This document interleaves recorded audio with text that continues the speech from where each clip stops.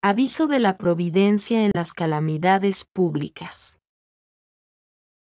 4 palabras del traductor español.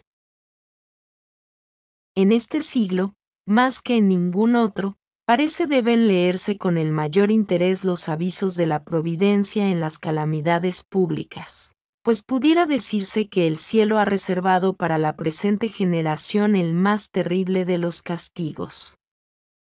La guerra exterminadora, hermana del hambre y que lleva en su seno todos los males, ha desolado repetidamente vastas comarcas. La tierra ha temblado bajo nuestros pies y ha devorado pueblos enteros. Una enfermedad tan cruel como incomprensible, vomitada del centro del Asia, ha recorrido todo el globo, llevando consigo el estrago y la muerte. Ríos salidos de madre, inundaciones, incendios han contribuido al cuadro general de la desolación. El hombre se ha mancomunado con la naturaleza para destruir, y el espíritu de vértigo que ha sembrado en el seno de las sociedades y de las familias una discordia, al parecer eterna, es un triste pronuncio de nuevos trastornos y calamidades. Guerras fratricidas, atentados horrorosos, crímenes que hacen estremecer la naturaleza, todo manifiesta que el mundo, siempre enfermo, ha llegado ya a una especie de crisis moral, y el castigo de los castigos, la última calamidad, es la que amenaza a la afligida tierra.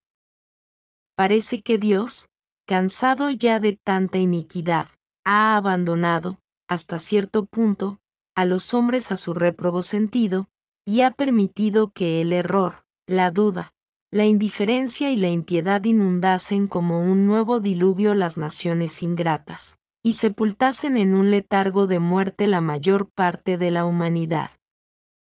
Gran Dios, ¿qué será de la tierra, si tras ese torrente de crimen no derramáis, desde vuestro trono, otro torrente de expiación y de misericordia? En nuestros tiempos de desgracia, es cuando urge escuchar los avisos saludables que nos da Dios en los castigos que nos envía. Preciso es buscar en su clemencia inagotable un refugio, un asilo, una esperanza. Uno de los santos a quienes nuestro siglo venera sobre los altares, y que conocía bien sus dolencias, escribió estos avisos de salud. Inspirado por el Espíritu del Señor, que guiaba su pluma, parece un sincero intérprete de su voluntad, colocado como otro Crisóstomo en medio de los desórdenes de Constantinopla. Se muestra como un mediador entre la tierra culpable y el cielo, justamente indignado por nuestros delitos. Su voz es la misma voz de Dios, anunciada al mundo por medio de los profetas, evangelistas y santos que cita a cada momento. Nada más sencillamente enérgico, pero nada más dulce e insinuante. San Ligorio es el Francisco de Sales de nuestra época. Suave y blando como el santo obispo de Ginebra, habla al corazón de una manera irresistible. Su lenguaje tiene la fuerza de la unción y de la santidad. Su principal objeto se reduce a probar y hacer que el alma se penetre de la triste verdad, de que la causa de todas nuestras desgracias y calamidades es el pecado. Y con una celeste dulzura, invita a los hombres corrompidos o extraviados a que arrojen este monstruo de su corazón. A pesar de las nubes opacas con que se presenta el cielo airado a nuestros ojos, hace oír aquellas palabras de consuelo y de vida que el profeta hacía resonar sobre la fulminada Nínive. Y Nínive se arrepintió y fue salva. Ojalá la voz de este nuevo Noé pueda detener el diluvio de males que amenaza sumergirnos.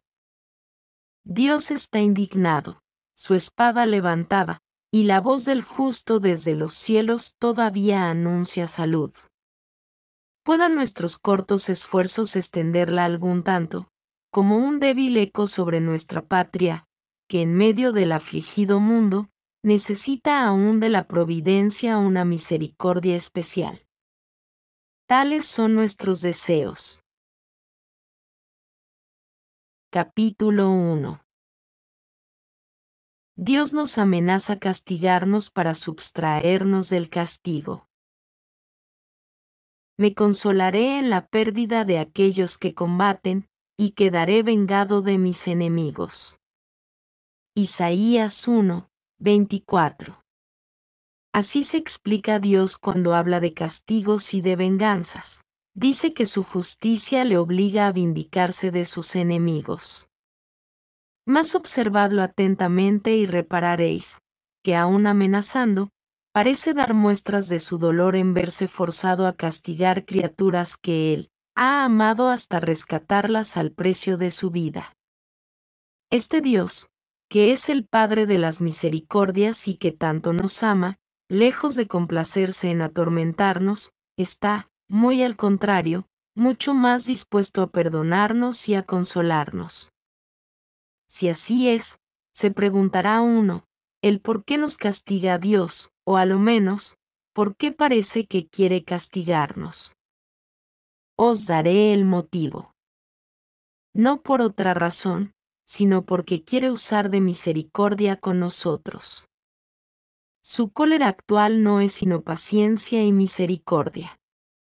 Si el Señor se muestra irritado, no es para castigarnos, sino para que renunciemos al pecado y pueda Él, entonces, perdonarnos. Dios amenaza castigarnos para subtraernos del castigo. Las amenazas de los hombres son, ordinariamente, el efecto del orgullo y de la impotencia.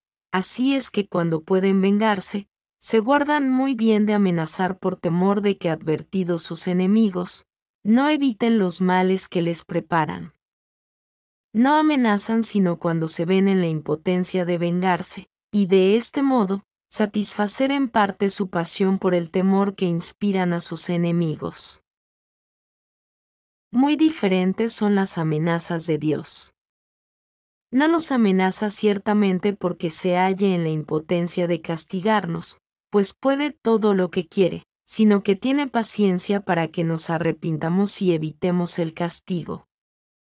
No nos amenaza por odio que nos tenga, ni para que nos atormente el temor. Dios amenaza por amor, a fin de que nos convirtamos y escapemos del castigo. Amenaza porque no nos quiere perdidos. En una palabra, porque ama nuestras almas. Segunda de Pedro 3:9. Dios amenaza, verdad es, pero sin embargo, espera, suspende el castigo, porque no quiere que nos condenemos, pero sí que nos corrijamos. Las amenazas del Señor, pues, no son sino efecto de la bondad y de la ternura. Hácenos percibir la voz de su amor para librarnos de las penas que hemos merecido. 40 días pasarán aún, exclamó Jonás, y Nínive será destruida. Juan 5. Desventurada Nínive. Llegó ya el tiempo de tu castigo, yo te lo anuncio de parte del Señor. Sepas que, dentro de 40 días, tu ciudad quedará aniquilada, y no existirá ya más en el mundo. Nínive hizo penitencia, y no fue castigada. Juan 3:10. Jonás, temiendo pasar por falso profeta, se afligió y se lamentó de ello al Señor, diciéndole, yo había huido a Tarsis, porque sé que sois misericordioso, que amenazáis y que después no castigáis. Entonces el profeta partió de Nínive, y retirándose al campo, se puso debajo de una yedra, para estar al abrigo de los rayos abrasadores del sol. ¿Y qué hizo entonces el Señor? Hizo secar la yedra, y Jonás se afligió por esto tan profundamente, que deseaba la muerte. Entonces le dijo el Señor, tú te lamentas porque no puedes gozar de la sombra de un arbolillo que tú no has criado, y no quieres que perdone a los hombres, que he criado y han salido de mis manos. La desgracia que el Señor hacía anunciar a Nínive no era, según San Basilio, una profecía, sino una simple amenaza, por cuyo medio quería convertir aquella ciudad. Dios se manifiesta con frecuencia irritado, porque quiere ser misericordioso con nosotros, nos amenaza, no para castigarnos, sino para hacernos evitar el castigo. Cuando alguno nos clama guardaos, añade San Agustín, no tiene intención de dañarnos. Así es precisamente como Dios se porta con nosotros. Él amenaza, dice San Jerónimo, no para infligirnos la pena, sino para librarnos de ella si el aviso basta para corregirnos. Dios mío, cuanto más dispuesto estáis a salvarnos, entonces es cuando parece que os enconáis contra nosotros, mas vuestras amenazas no tienen otro objeto que hacernos arrepentirnos de nuestros pecados. ¿Podría el Señor castigarnos de improviso, haciéndonos morir súbitamente, sin concedernos el tiempo de hacer penitencia? Pero nos muestra anticipadamente su enojo, para que nos arrepintamos y evitemos el castigo. El Señor decía a Jeremías 26:3, vete y di a los pecadores, si es que quieren escucharte, vete a decirles, que si abandonan el pecado, no les enviaré los castigos con que tenía intención de castigarlos. Lo mismo nos anuncia el Señor, si os corregís, revocará el decreto que contra vosotros tiene preparado. Observa San Jerónimo, que Dios no aborrece el hombre, sino su pecado, y añade San Crisóstomo, que Dios llega hasta olvidar nuestros pecados, cuando nosotros nos acordamos de ellos, es decir, que cuando después de habernos humillado, nos corregimos y le pedimos perdón, nos lo concede según su promesa. Mas para corregirnos, es menester que temamos el castigo, pues sin esto no mudaremos de vida. Verdad es que Dios protege al que espera en su misericordia. Salmo 17:51. Mas esta esperanza no debe ser destituida de temor, porque la esperanza que no va acompañada de temor, degenera en presunción y en temeridad. Salmo 113:19. Se halla muy a menudo en la Escritura, que el Señor habla de la severidad de los juicios, del infierno y del gran número de desgraciados que se precipitan en él. Lucas 12, Mateo 7. ¿Y por qué?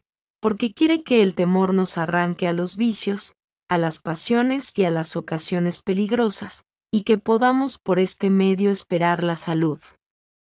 Un piadoso temor de Dios santifica al hombre, así David pedía al Señor la gracia de temer, a fin de que el temor destruyese en él las afecciones de la carne. Salmo 108. Debemos temer, pues, con motivo de nuestras faltas, mas este temor, en vez de abatirnos, debe citarnos a la confianza en la misericordia de Dios. David decía al Señor, perdonadme, porque mi pecado es grande. Hablaba así porque sabía que la misericordia de Dios brilla con más resplandor, allí donde es mayor la miseria, y que el esperar en esta misericordia le honra más cuanto más gravemente se ha pecado. Esta esperanza se funda en la palabra de Dios, que ha prometido salvar al que espera en él. El temor de Dios nada tiene de penoso, al contrario, inunda de alegría el fondo de los corazones, porque el temor mismo conduce a esperar firmemente en Dios, y el alma halla en ello su felicidad. Sí, lo repito, su felicidad.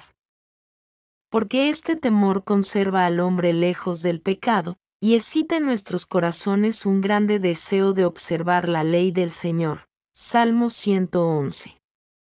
Es menester, pues, persuadirse que Dios no se complace jamás en castigar. Es por esencia la bondad infinita, dice San León, no desea otra cosa que colmarnos de beneficios y hacernos dichosos.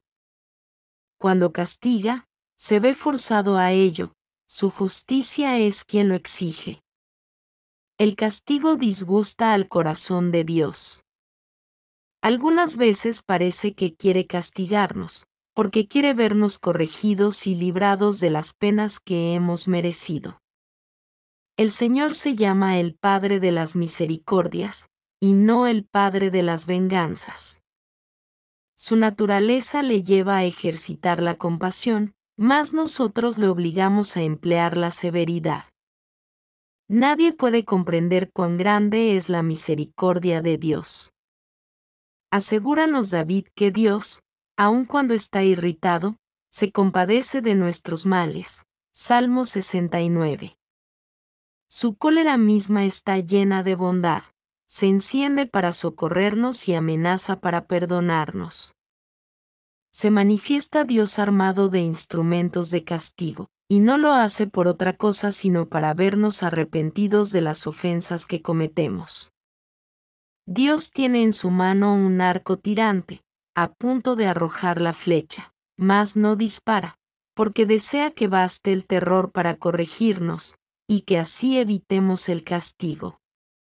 Yo quiero espantarles, dice el Señor, a fin de que el terror los mueva a salir del fango del pecado y a volver a mí. Sí, el Señor está impaciente por perdonarnos, nos ama y nos quiere, a pesar de nuestras faltas y de nuestra ingratitud. David decía a Dios, socorredme en mis tribulaciones, así es como debemos rogar también nosotros. Señor, haced que la calamidad que actualmente nos aflige nos abra los ojos, para que abandonemos el pecado, pues, si no lo dejamos, el pecado nos arrastrará a un castigo sin fin, a una eterna condenación. Y no hacéis nada. ¿No veis que Dios está irritado contra vosotros, y fatigado de aguardar? ¿No veis que los castigos van aumentando cada día? Observa San Crisóstomo, que con razón, van en aumento los castigos cuando se multiplican las prevaricaciones. Dios está irritado, mas no obstante su cólera, me manda como hizo al profeta Zacarías, deciros de su parte, Zacarías 1. Pecadores, vosotros me habéis abandonado y me habéis obligado a que retirase de vosotros mi gracia. No me forcéis, pues, a echaros repentinamente de mi presencia y a castigaros por el infierno, en donde no hay más remedio ni perdón que esperar. Poned un término a vuestras prevaricaciones, alejaos para siempre del pecado, convertíos, yo prometo perdonaros todos los pecados que habéis cometido, y recibiros en mis brazos como a mis hijos. Decidme pues, ¿por qué queréis perderos? Ved con qué bondad os habla el Señor, Ezequiel 18. ¿Por qué queréis vosotros mismos arrojaros en el abismo del fuego eterno? Volved a mí. Yo os espero con los brazos abiertos para acogeros y perdonaros. No lo dudéis, oh pecadores, añade el Señor, aun cuando vuestros pecados fuesen abominables, tornaríais blancos como la nieve. Isaías 1:18. Ánimo pues, mudad de vida y venid a mí, Dios es quien os habla, quien os llama. Si yo no os perdonase, añade, acusadme de infidelidad y de impostura. Mas no. Yo no faltaré jamás a mi palabra. Vuestras conciencias embrutecidas quedarán por mi gracia tan blancas como la nieve. No, hijos míos, si os corregís, no os castigaré, porque yo soy Dios y no un hombre. Por estas últimas palabras quiere el Señor darnos a conocer que los hombres no olvidan jamás una injuria, pero que Él olvida todas las ofensas que ha recibido del pecador cuando le vea arrepentido. Ezequiel 28:22. Volvamos pues, muy prontamente al Señor, pero sea muy prontamente, porque bastante le hemos ofendido, y no aumentemos más su indignación. Vedle como nos llama, dispuesto enteramente a perdonarnos, con tal que nos arrepintamos de nuestras faltas, y nos prometamos mudar de vida. Háganse ahora los actos de contrición y de buen propósito, dirigiéndonos enseguida a la Santísima Virgen, para obtener por su poderosa intercesión el perdón de los pecados y la virtud de la perseverancia. Fin del capítulo 1.